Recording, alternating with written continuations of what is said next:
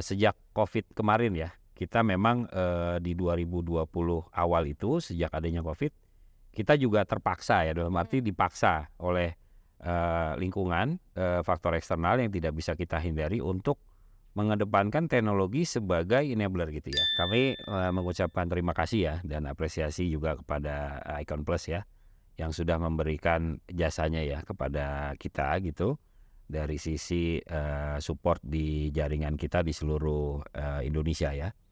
Ini satu momentum bagus lah ya bagi sinergi BUMN gitu ya.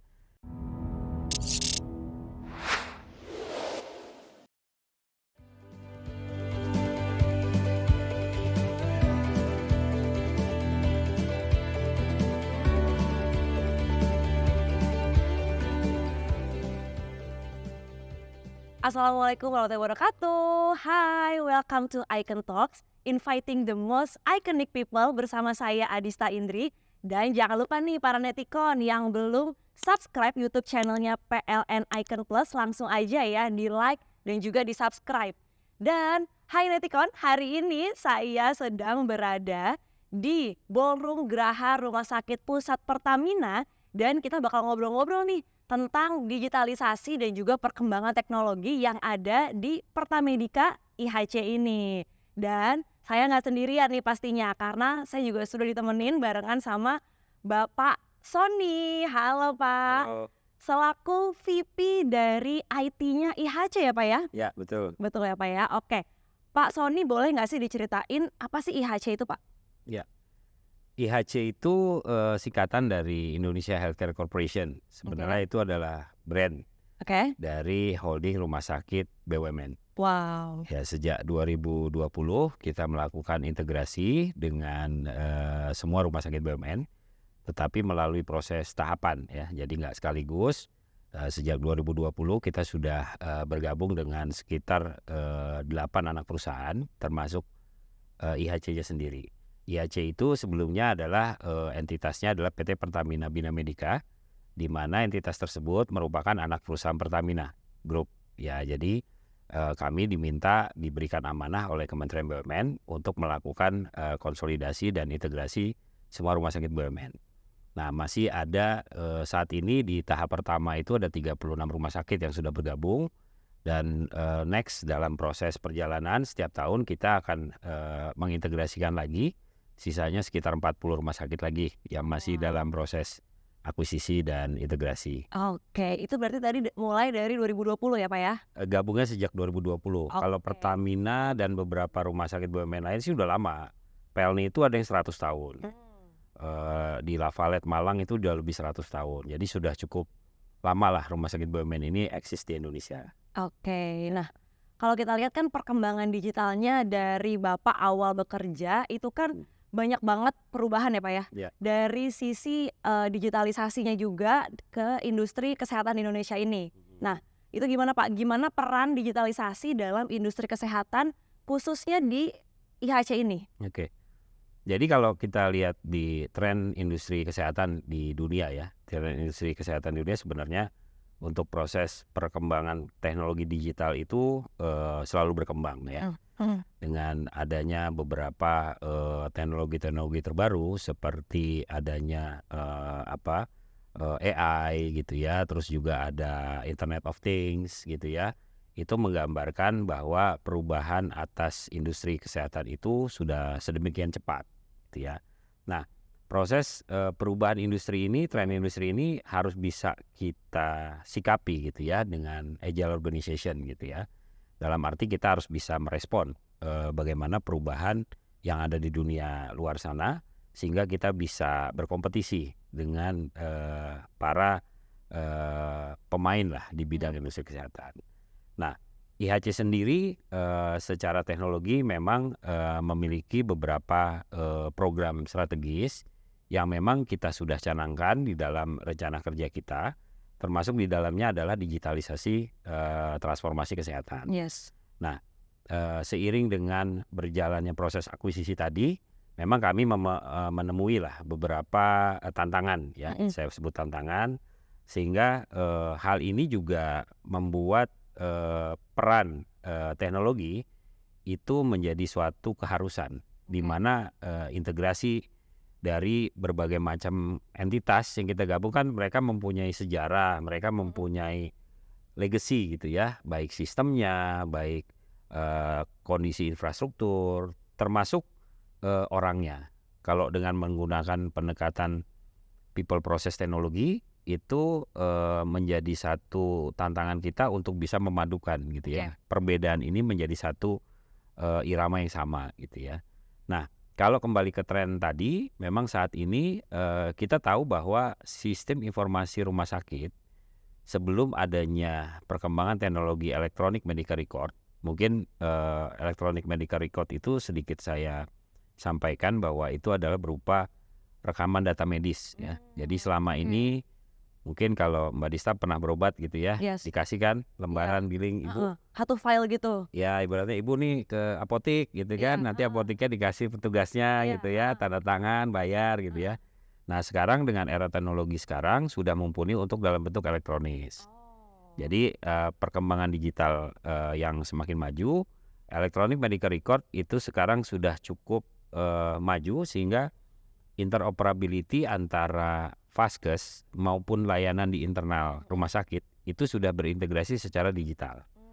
Jadi itu memudahkan misalnya untuk dokter membaca hasil radiologi. Misalnya Mbak Dista berobat, selama ini kan harus nunggu dokternya gitu ya, antrian segala macam. Nah, kalau dengan scheduling dan kita sudah bisa menjadwalkan, misalnya yang tidak bisa dijadwalkan kan kalau orang sakit mendadak dan gawat darurat. Kalau yang sifatnya kita pasien rawat jalan dan sudah menjadi customer kami, kami mencoba untuk melakukan suatu teknologi yang bisa mengengage lah si pasien supaya dia punya semacam tools untuk memudahkan. Contoh misalnya sejak COVID kemarin ya, kita memang di 2020 awal itu sejak adanya COVID, kita juga terpaksa ya, dalam arti dipaksa oleh lingkungan, faktor eksternal yang tidak bisa kita hindari untuk mengedepankan teknologi sebagai enabler gitu ya. Dulu orang pada saat COVID pertama nggak ada yang berani keluar rumah, even dokter dan perawatnya pun takut. Benar, ya. Nah disitulah teknologi keluar dengan kita ciptakan suatu solusi dengan teleconsulting. Nah orang tidak perlu berobat ke rumah sakit, hanya yang sifatnya tuh darurat gitu ya. Dan itu kita kembangkan terus sampai sekarang. Begitu juga rumah sakit yang lain. Nah sekarang itu yang menjadi keunggulan ya. Sehingga teknologi dulu mungkin sebagai pilihan, sekarang udah nggak bisa lagi. Kalau kita mau unggul di pasar ya kita harus bisa mengadop teknologi tersebut supaya bisa menjadi membantu patient experience di rumah sakit. Tadi kan ada beberapa berarti ya program-program yang sudah berjalan juga ya Pak ya? Ya. Itu pernah nggak sih ada proses ada hambatannya nggak sih Pak? Ya, sebenarnya banyak ya. Tadi saya bilang itu secara teknologi, mungkin kemajuan teknologi di luar sana kita tinggal bisa kayak di market kita tinggal bisa pilih gitu ya. Kita pilih teknologi mana yang sudah siap dan bisa kita pasang gitu ya, kita beli atau kita gunakan. Tapi ada dua hal lain yang tadi Golden Triangle saya bilang, people process teknologi. Teknologi ada belum tentu bisa jalan kalau si people dan prosesnya tidak mendukung. Kita bicara rumah sakit itu kan patient safety ya. Kita tidak bisa serta-merta data EMR tadi seenaknya bisa kita buka di HP, HP-nya hilang di pasar, benar. datanya bisa diambil gitu ya. Itu contoh kecil ya. Nah jadi teknologi juga tidak mutlak bisa menjadi satu solusi kalau tidak didukung dengan people dan proses tadi. Butuh penyesuaian ya Pak ya. Penyesuaian, edukasi bagi si tenaga kesehatan, termasuk juga pasiennya sendiri gitu ya. Kadang kan kalau kita mungkin kalau di kota besar kayak Mbak Disa sih biasa pakai gadget gitu ya. Tapi kalau kita ketemu rumah sakit kita yang ada di Medan sana, di kebun, di hutan gitu ya, kebun sawit, yang kalau jalan tuh pasti ngelewatin ular apa gitu, ya mungkin belum ada ya Pak ya. Ya jaringan juga insya Allah gitu kan. Nah itu nanti mungkin menjadi tantangan besar gitu ya. Karena rumah sakit BUMN ini, IHC ini tidak hanya berperan sebagai private industri, untuk industri swasta, tapi juga industri kesehatan yang memang punya tugas dari pemerintah gitu ya, untuk memberikan layanan yang sama lah Oke. bagi masyarakat dari sisi BUMN. Ya. Oke. Nah, ada lagi nggak sih Pak, layanan lagi yang dibutuhkan untuk mencapai perkembangan digital tadi Pak dari IHC? Oke. Jadi kalau kita bicara layanan ya, kalau mungkin rumah sakit udah aja dari dulu ya, ada dari dulu gitu ya. Tapi sekarang kita bisa melihat pengembangan dari teknologi itu bisa menciptakan layanan-layanan baru. Yes. Contoh misalnya, tapi pasti teknologi itu ada bukan semacam pro kontra ya, pasti ada impact gitu ya. Kalau kita bicara teknologi, lawannya cost efisiensi kan. Mungkin yang dulunya pakai orang, sekarang nggak pakai orang. Sekarang apa? Ya itu juga harus kita cermati juga gitu ya. Dalam arti, contoh misalnya sekarang sudah ada teknologi robotik gitu ya. Teknologi robotik yang memang di rumah sakit kami masih dalam tahap uji coba gitu ya. Dalam arti kita masih menjajaki sudah siapkah people process tadi ya dari sisi kita untuk menjalani sebuah operasi dengan robot gitu ya. Robot dalam arti bagaimana kita memastikan risiko nyawa seseorang gitu ya pada saat dilakukan operasi itu aman gitu ya. Teknologinya udah ada nih, tapi fit enggaknya kan mesti kembali tadi. Nah itu tantangannya tadi disampaikan Mbak Dista tadi. Tapi kalau pengembangan teknologi baru menjadi sebuah layanan baru itu pasti banyak banget gitu ya. Kita bicara ya data medis ya. Data medis itu kalau kita bicara kenapa data medis sekarang menjadi sangat penting gitu ya. Kita tahu kemarin di undang-undang regulasi pemerintah sudah mengeluarkan undang-undang PDP ya, perlindungan data pribadi ya. Jadi saya melihatnya sih kita udah similar dengan bank gitu ya. Data medis itu udah sekrusial itu. Jadi kebayangkan kalau kita punya data dijual di dark web gitu ya. Dan itu merupakan data-data medis keluarga kita. Itu kan satu hal yang menurut saya bisa dimanfaatkan oknum-oknum ya. Betul. Nah, sehingga itu menjadi tantangan selanjutnya bagaimana peran TI di healthcare business khususnya rumah sakit bisa menjaga sistem, bisa menjaga data itu. Dan tidak hanya dari bagaimana data itu di-provide, tapi juga environment-nya, termasuk arsitekturnya, termasuk infrastrukturnya, bagaimana juga aliran datanya. Makanya kalau dengan teknologi sekarang, kita di IHC ini punya 8 anak perusahaan. Nah kebayang kan berarti dia punya dunianya sendiri. Nah pada saat kita tahun ketiga ya, saya join di IT ini di 2022 kemarin. Dan saya melihat saya udah coba petakan ya, dalam arti apa yang menjadi priority kita. Nah yang pertama itu tadi, kita harus bisa punya satu standar arsitektur lah yang bisa menjadi acuan bagi grup kita ya. Saya mungkin lebih share di pengalaman saya di grup kita gitu ya. Jadi hal itu kita jalani, tapi kita perlu ada kebersamaan. Dalam arti kita juga perlu komitmen dari pimpinan gitu ya. Karena transformasi itu tidak akan jalan kalau tanpa ada dukungan dari atas ke bawah gitu ya, top down ya. Meskipun change manajemennya nanti di bawah, tetapi harus ada continuous di atas untuk menjaga itu. Termasuk dana. Ya, dana ini bukan hal yang mudah gitu ya. Karena pasti orang kita pakai iPhone dengan teknologinya, security-nya mungkin better dari brand lain. Saya nggak sebut ya. Sorry ini pakai iPhone ya. Tapi enggak, intinya ya orang membeli itulah. Karena memang teknologi itu kalau dibilang mahal relatif kalau menurut saya. Mungkin lebih nyaman ya. Kita bisa bikin mobil sendiri misalnya. Tapi secara proses pembuatan itu kan berdarah-darah kan. Ada expert yang harus kita pikirkan. Ada gagalnya. Dana yang nggak sedikit. Yang kita tinggal beli, akhirnya kita mau bikin gitu kan. Nah makanya analisis dari build or buy or rent itu menjadi penting gitu ya. Dan budgeting itu menjadi satu tantangan juga sih di kita.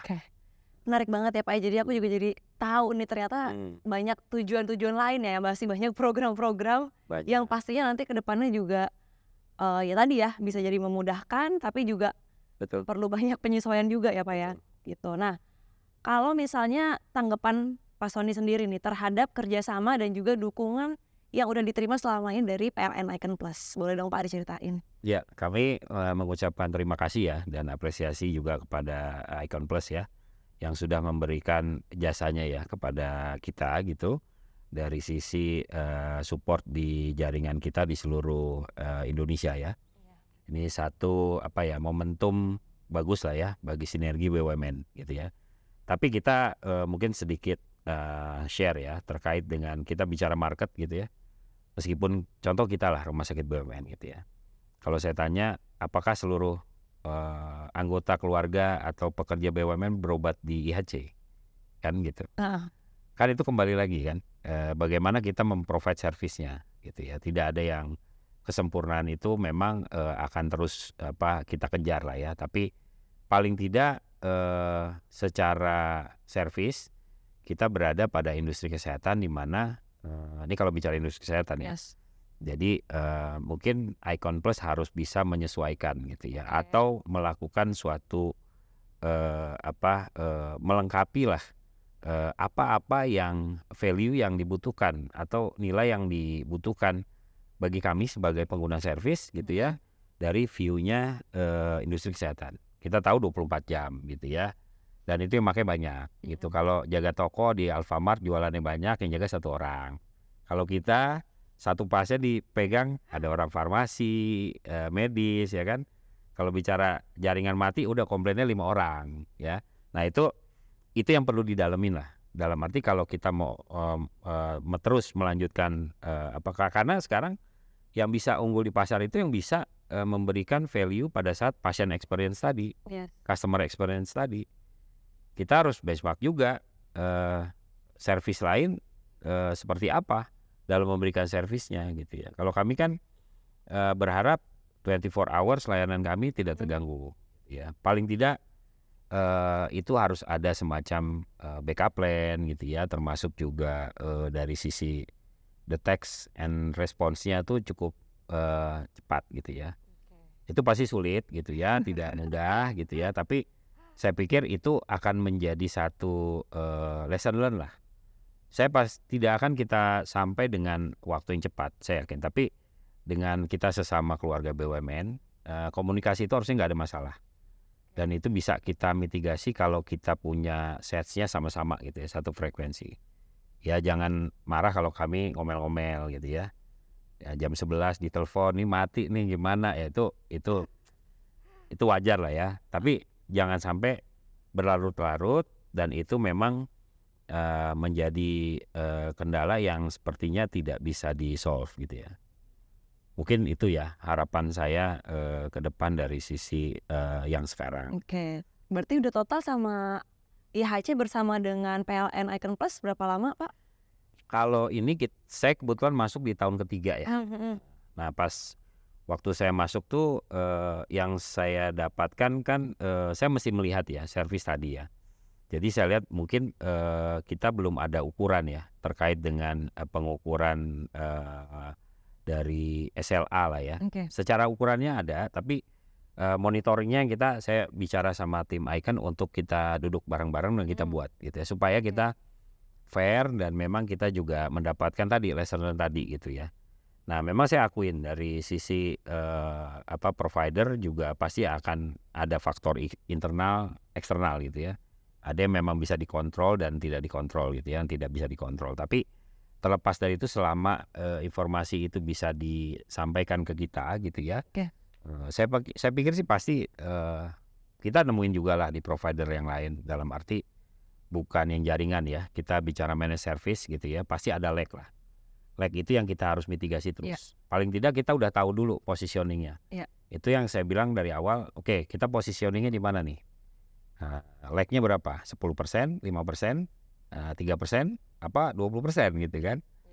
Nah saya pikir sih udah cukup baik ya dari sisi ini. Cuman kami melihat, jadi gini, kalau di rumah sakit itu satu itu bisa jadi besar gitu ya. Kalau kita bicara dia rumah sakitnya nun jauh di sana, misalnya rantau gitu ya, di rantau terjadi downtime gitu kan, dan terus ada intermittent segala macam. sehingga terganggu sehingga harus manual gitu ya dalam waktu 1-2 jam gitu kan. Nah itu kan beresiko tinggi gitu ya, dalam arti meskipun cuma rumah sakit Iya. dirantau. Nah ini kenapa kami dan tim di IT juga bekerja samalah dengan tim Icon, baik tim teknis maupun yang di lapangan gitu ya, untuk bisa terus menjalin komunikasi gitu. Saya pikir sih kuncinya komunikasi. Dan terus continuous improvement. Jadi kalau udah tahu, udah ada kurangnya, kita perbaiki gitu. Mungkin itu yang terus kita harus perbaiki sih kalau menurut saya. Oke, siap. Nah, Pak Sony, kalau sekarang kan kita udah ada di pertengahan tahun 2023 ya. 6 bulan lagi sudah memasuki akhir tahun. Kalau dari Pak Sony sendiri, apa nih impian serta perkembangan apa khususnya untuk tahun ini, untuk IHC sendiri? Oke. Jadi kalau kita bicara rumah sakit ya, kita bicara bisnis deh. Satu perusahaan itu kan ada core-nya, bisnis core-nya, ada support-nya gitu ya. Nah, kalau bicara core-nya mungkin kita sebut front end lah gitu ya. Belakangnya kita sebut back end. Apa bedanya front office, back office gitu ya. Ini yang ngamanin uangnya, ibaratnya apa yang dihasilkan si mesin ini menghasilkan pencatatan uangnya supaya bisa diputerin lagi dan berkembang gitu ya. Itu gambaran peta dari proses bisnis gitu ya. Nah, sekarang di industri rumah sakit tadi saya sampaikan ada 20 rumah sakit kita ditambah 10 yang 15 yang existing ditambah 21 jadi 36. Itu kan punya legacy yang berbeda. Nah, memang untuk menyamakan sistem di depan, ini kan kita bilang dia udah bertahun-tahun pakai, ada yang puluhan tahun, ada yang 20 tahun. Kita mau menstandarkan nih. Nah, menstandarkan ini perlu effort gitu ya. Nah, teknologi saat ini itu ada solusi-solusi seperti middleware gitu ya, yang memang berintegrasi. Jadi sistem A dengan sistem B dengan sistem C ke A, sistem C ke B, ke D gitu ya. Itu bisa dengan teknologi middleware yang bisa mempermudah, mempercepat gitu ya, bagaimana koneksi itu tanpa harus mengganti sistemnya. Nah, harapan saya sih kemarin kalau melihat tadinya kami tetap menyiapkan satu sistem yang akan kami end-state-kan sebagai sistem yang kita pakai di korporasi kita. Tapi secara proses bisnis ternyata tidak seindah yang kita bayangkan gitu ya. Contoh rumah sakit yang besar seperti RSPP ini, kita lihat secara di lapangan, secara proses bisnis mungkin layanan rawat jalan gitu ya, registrasi. Tapi perintilannya misalnya di sini pakai deposit, di sana enggak gitu ya. Nah, kalau kita bicara one system, si programmer bingung kan, wah ini mau yang mana nih gitu ya. Nah, standarisasi ini proses bisnis masih butuh waktu ya. Dalam arti kita juga tidak bisa serta-merta menyatakan, oh ikut yang besar, belum tentu fit di yang kecil. Nah, proses ini karena kita udah running dan harus tokonya jalan gitu ya. Jadi kami saat ini harapan saya di 6 bulan ke depan adalah menyiapkan middleware tadi. Supaya bisa mengantisipasi beberapa kebutuhan di depan yang berbeda-beda itu masuk ke dalam satu adapter atau middleware kita. Tetap untuk back end yang tadi, saya pikir kalau proses bisnis belakang hampir similar lah. Kita bicara ERP, nah saya lihat juga memang belum ada ERP di IHC yang saya waktu datang dan kami menginisiasi untuk menerapkan ERP di tahun ini. Jadi saya harap itu akan bisa menjadi pengamanan lah atas pencatatan. Siapa tahu di profitability kita saat ini tuh ada potensi gitu ya, potensi yang bisa kita efisienkan dari proses bisnis tadi. Makanya saya belah dari sisi depan belakang, kita mulai di belakang dulu. Nah, udah uangnya aman, tokonya uangnya juga udah oke, baru kita bicara bagaimana mengengage pasiennya di depan tadi. Nah, bagaimana Mbak Dista bisa berobat ke saya, gitu kan? Gimana? Oh, dikasih mobile apps, dikasih IoT, pakai wearables, bisa connect gitu ya. Mamanya sakit, udahlah kesini juga gitu ya. Dan itu yang tahap kedua. Yang ketiga, kita bicara quality di internal kita, quality service. Bagaimana dokter itu nggak buka lagi yang tadi Mbak Dista bilang pakai map gitu ya, kayak mau ngelamar kerja gitu ya. Nah, itu udah kita coba, saya harapkan sih beberapa rumah sakit sudah memulai itu dan kita juga akan berintegrasi juga dengan Satu Sehatnya Kemkes gitu ya. Kita mendukung program pemerintah supaya nanti data yang ada di rumah sakit kita gitu ya, bisa misalnya Mbak Dista rumahnya di mana rumahnya? Di Depok atau di Di Jakarta Barat. Jakarta Barat. Nah, nggak di sana kan berobat di depan rumah, ada klinik depan rumah tuh terinfo apa yang treatment medis yang ada di RSPP untuk kelanjutannya cukup di depan rumah dengan menggunakan fasilitas data yang bisa dikirim secara digital ke Vaskes. Itu sih harapan saya yang mungkin dari sisi software ya, dari sisi perangkat lunak dan pendukung dari aplikasi. Tapi kalau untuk infrastruktur mungkin kami lebih tadi ya, kami rencanakan juga akan ada backup plan lah untuk jaringan gitu ya, dan bagaimana kita meningkatkan data center kita, optimalisasi data center sehingga bisa ke arah big data gitu ya. Nanti data-data medis ini bisa aman, kita bisa kontrol semuanya dengan jaringan yang seragam. Memang kita akui beberapa rumah AP anak perusahaan kita tuh masih berbeda-beda, Mbak. Nah ini kami secara komprehensif juga sifatnya menghimbau dan untuk kalau bisa kita dalam satu jaringan yang sama supaya bisa dipantau lah keamanannya. Oke, terima kasih banyak Pak Sony untuk waktunya hari ini. Menarik banget ya obrolannya. Jadi para netikon juga tahu ya apa sih sebenarnya perkembangan digitalisasi dalam dunia kesehatan pastinya. Jadi buat para netikon yang suka sama konten kita hari ini, jangan lupa like dan juga subscribe YouTube channelnya PLN Icon Plus. Saya Adista Indri bersama juga dengan Pak Sony pamit. Wassalamualaikum warahmatullahi wabarakatuh. Waalaikumsalam warahmatullahi wabarakatuh.